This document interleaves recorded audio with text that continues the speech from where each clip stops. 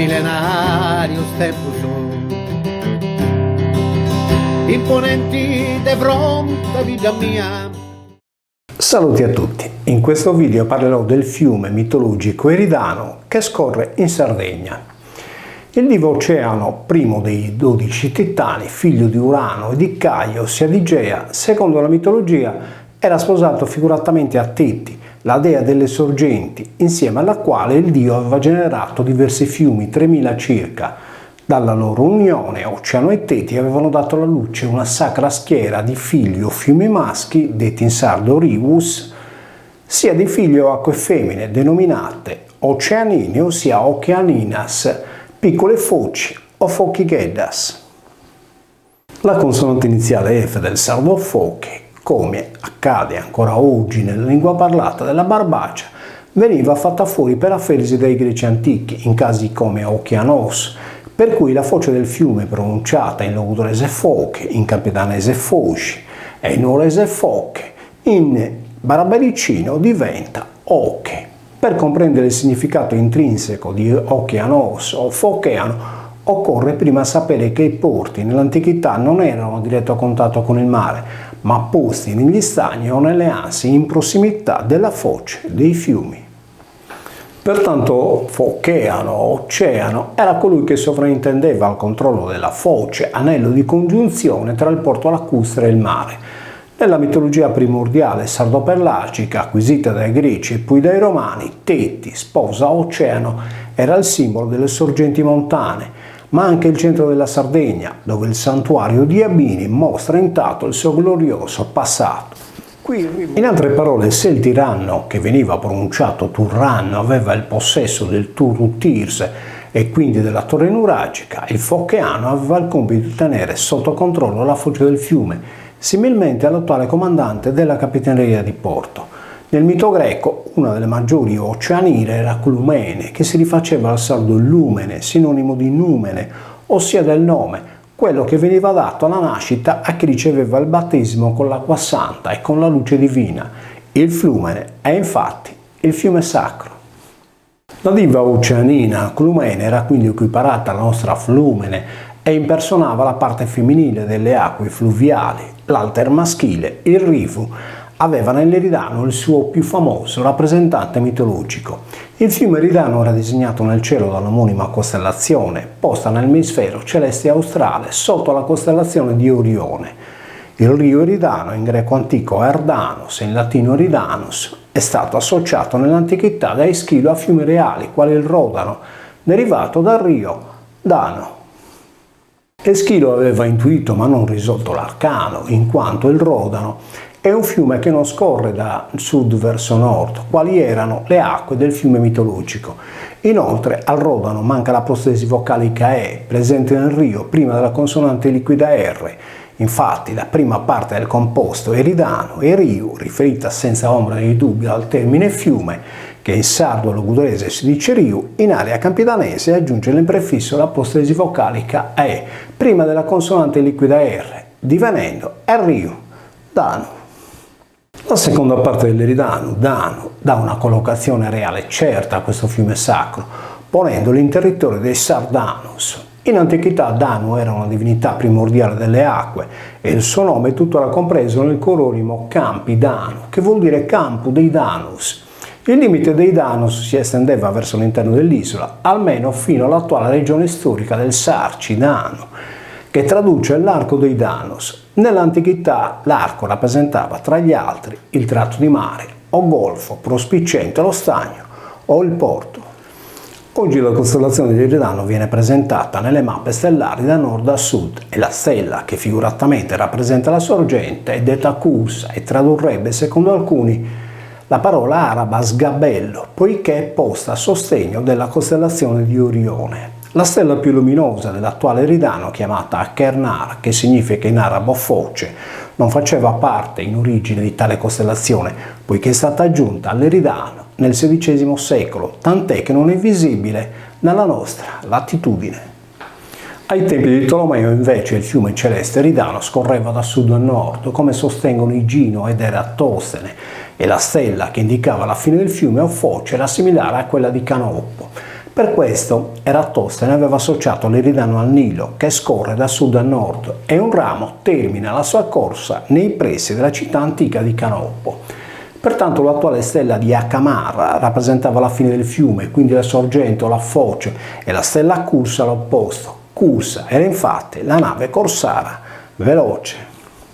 L'attuale rio umano del Campidano di Terralba, denominato Flumini Manno, con la rotacizzazione della consonante L in R di Flumene, fa preciso riferimento alla sacra Clumene oceanina.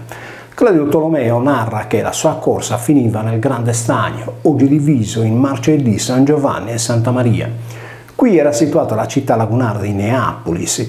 Nel suo percorso da sud a nord verso il mare, il fiume compie un ampio cerchio straordinariamente simile a quello riprodotto dalle stelle nella costellazione dell'Eridano. Risalendo le acque controcorrente dalla foce verso la sua sorgente, il fiume sacro solca il Campo Dano, in cui è posta la cittadina oggi chiamata di San Nicolò di Arcidano. L'Arci era inteso pure come mandra solare. Prima di giungere all'abitato di Pabillonis, il rio si biforca, quasi fosse una forcella con due rami che si dipartono da un unico tronco. Il Pabillus era infatti il carro provvisto di una sola ruota, simile a una carriola con due manici. Il ramo del torrente di sinistra si chiama Flumini Malu e quello di destra Flumini Bellu. Il Flumini Malu costeggia Sant'Uingio, San Gavino e prende gli affluenti del Sarcidano di Villanova Forro, dove è presente l'imponente villaggio nuragico di Genna Maria, mentre il Flumini Bellu, il cui tracciato segue quello dell'Eridano, diventa il rio Terra Maistus quando passa tra Guspini e Gonos Fanadica, prima di acquisire le acque delle sorgenti posta sopra San Cosimo, in territorio di Arbus. Terra Maistus significa terra dei maestri, mentre Gonos Fanatica vuol dire colle della fanatica, la sacerdotessa pagana del Fano o del Tempio. Secondo Igino ed Eratostene, nei pressi della foce del fiume Eridano era situata la città stellare di Canoppo.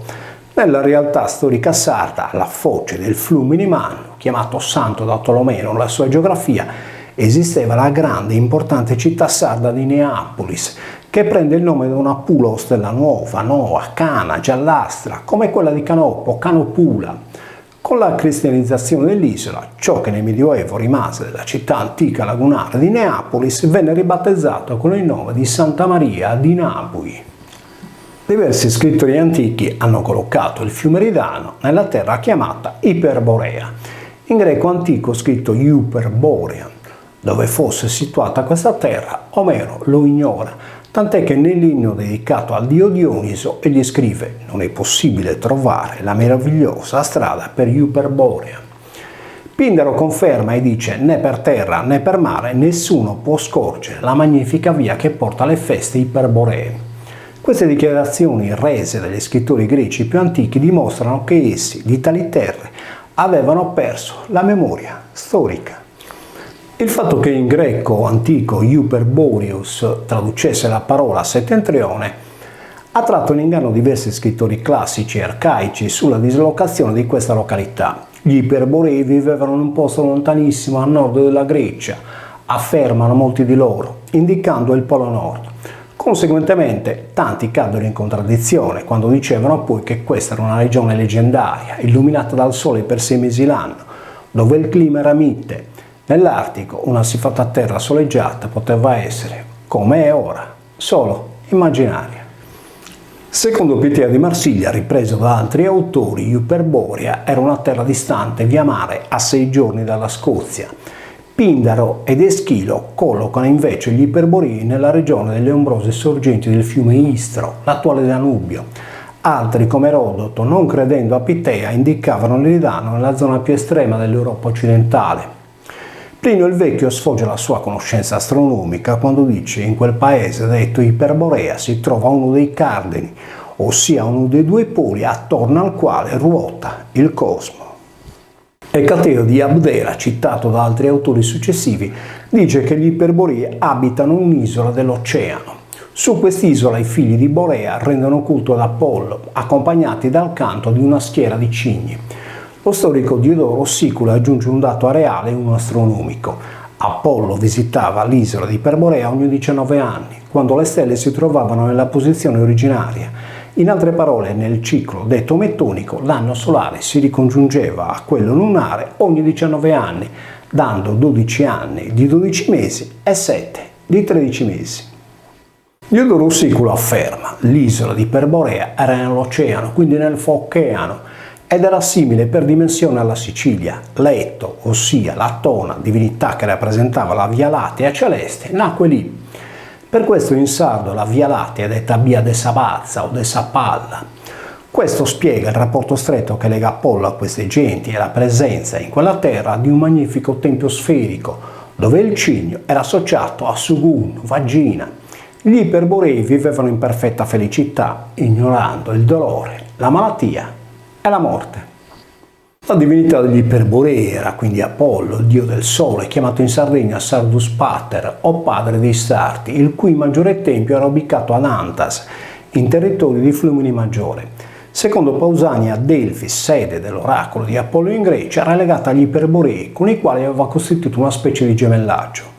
Lo storico greco, in merito al divo con l'elmo pinnato, racconta che i Sardi, denominati barbari occidentali, mandarono al tempio del dio del sole in Delfi un ritratto di bronzo del babbaio padre sardo. Pausani dice che l'oracolo di Delfi fu edificato da gente venuta dalla terra degli Iperborei, dei quali Olene fu il primo vatte. Poi lo scrittore aggiunge che nel tempio di Apollo in Attica, dove anche nei pressi di Atene scorreva un fiume chiamato Eridano, giungevano le primizie degli Iperborei. Gli autori greci non compresero appieno che quei luoghi erano la trasposizione dei nomi della Sardegna verso la Grecia, avvenuta in tempi remoti, quando il settentrione celeste era indicato dalla stella Tubano Tula della costellazione del Draco. Occorre premettere che gli Acheidori non erano popoli autoctoni della Grecia antica, ma invasori. Essi, dopo aver saccheggiato e distrutto le maggiori città sardo-pellagiche della penisola ellenica intorno al 1180 a.C., nella maggior parte dei casi lasciarono così com'erano i nomi di luoghi che man mano conquistarono.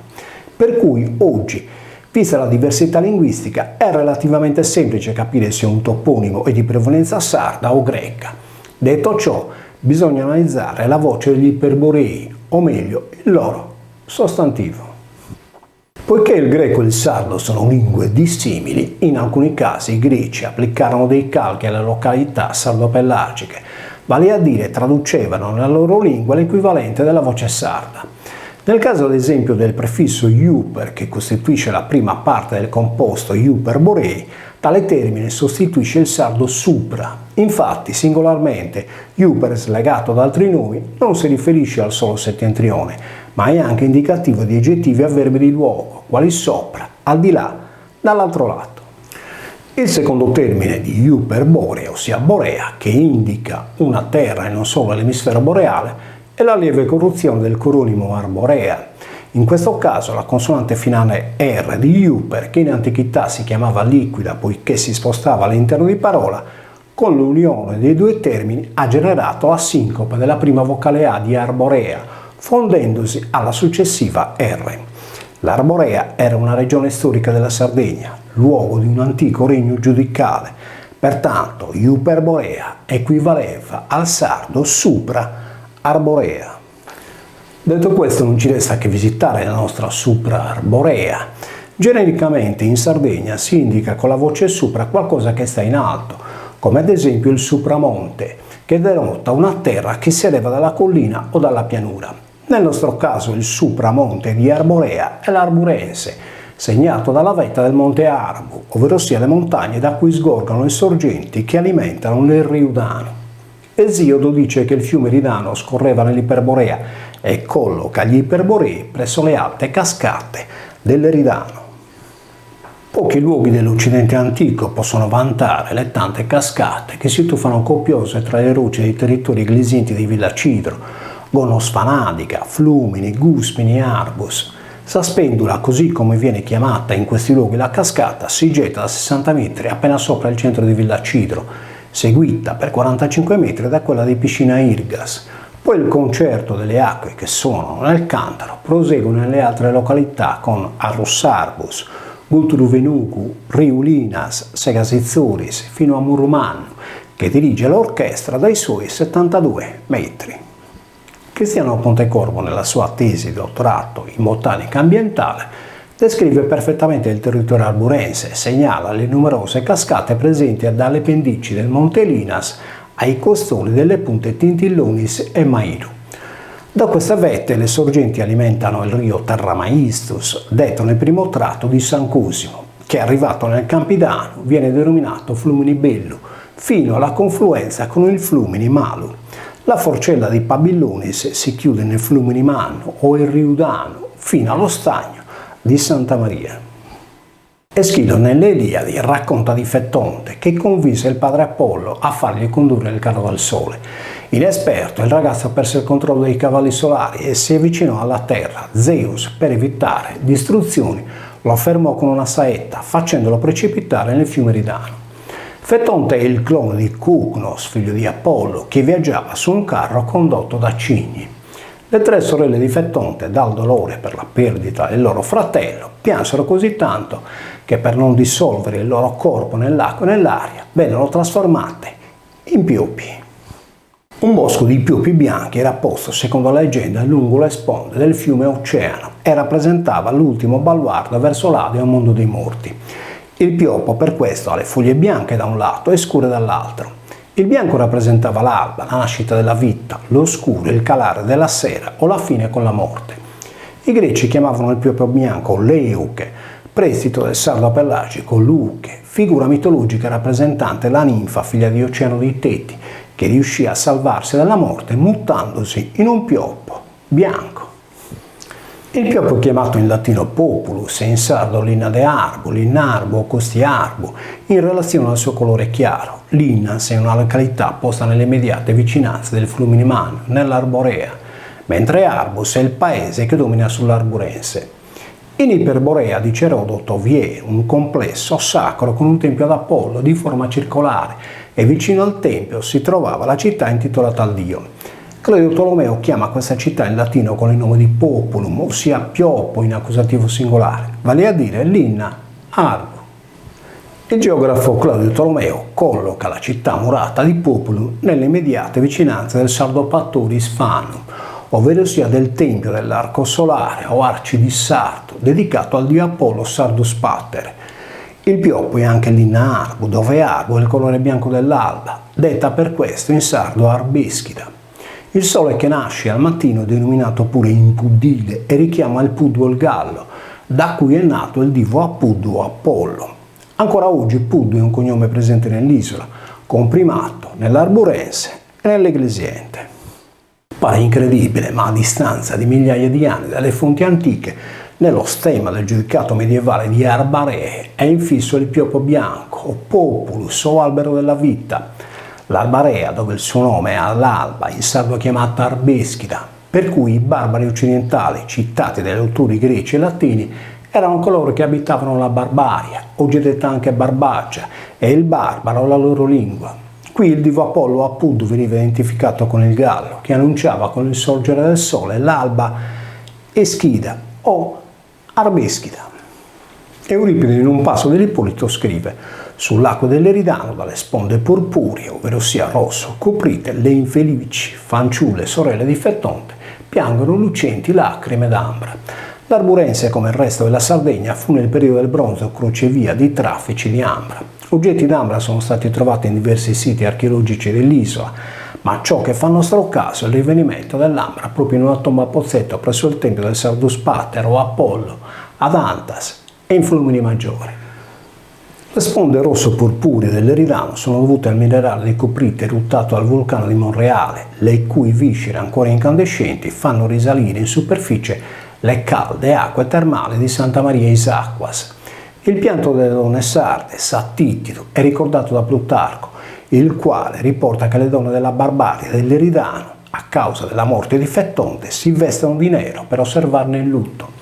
Anche Polibio parla della gente abbrunata che abita presso il fiume Riudano, vestita a lutto per la morte di Fettonte. La fine della favola di Fettonte degli Iperborei è suggellata nella letteratura della nave Argo di Giasone, che alla ricerca del velo d'oro fa rotta verso l'Eridano. Apollonio Rodio scrive che la nave Argo entrò nel fiume Santo attraversando una profonda palude e gli uomini sentirono un fetido odore sollevarsi da un tremendo vapore. A distanza di migliaia di anni, le stesse parole vengono professate da Vittorio Angius quando, citando le paludi intorno al Fluminimano, descrive il fettore lasciato nell'aria dai vapori delle acque termali. Eschilo dice che Fettonte cadde nell'Iveria, questa regione, scritta anche Iberia per effetto del betacismo, era situata sia nel Caucaso meridionale sia nell'Ispania. Se si considera che la eta greca si leggeva a inizio di parola come una E e rappresentava la nostra E preposizionale, che denota appartenenza, il termine Iberia si traduce in Eberia o Deberia, poiché il nesso R più I più vocale equivaleva al nostro R più Z più vocale. Voltato al maschile, la Beria diventa, a seconda del sardo, Berzu o Bellu. Entrambi i voci traducono vello. Ancora oggi è presente nell'onomastica sarda il cognome Bellu, mentre il Berzu è tuttora usato come indicativo di soprannome nella Barbagia. Il Bellu o il vello era l'uniforme sacrale indossato dai sardi pelliti o pellargi. Secondo Apollonio Rodio, gli argonauti attraversarono il mare Sardonio prima di giungere nella Turrenia. Sardo è sinonimo di rosso, come le sponde purpuree dell'Eridano, citate da Euripide. Quando gli argonauti entrarono nell'Eridano, prima della forcella del Rio Malo, trovarono il corpo fumante di Fettonte. Il braccio destro della biforcazione del Fluminimano, ossia del fiume Santo e il Riudano, quello che portava alle sorgenti dell'Iperborea, viene denominato Fluminibello, ossia vello delle sacre acque, a cui per il lieto fine favola manca solo la nota oro. Giunti a questo punto, che dire? Mito o realtà? Storia o leggenda? Per gli scrittori antichi non vi era un confine netto tra fatti realmente accaduti e personaggi divinizzati, un po' come accade ancora a noi oggi, quando associamo il nostro credo religioso alla vita di tutti i giorni.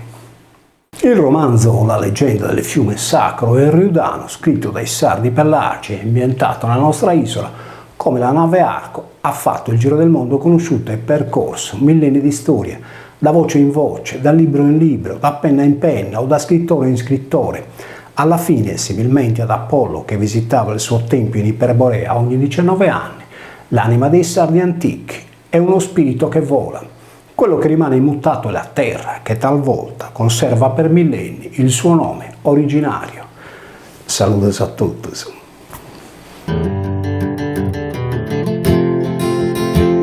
Sfidenti tempesta agnata sei vento su, adornata de giureggio su, portici sei tiria.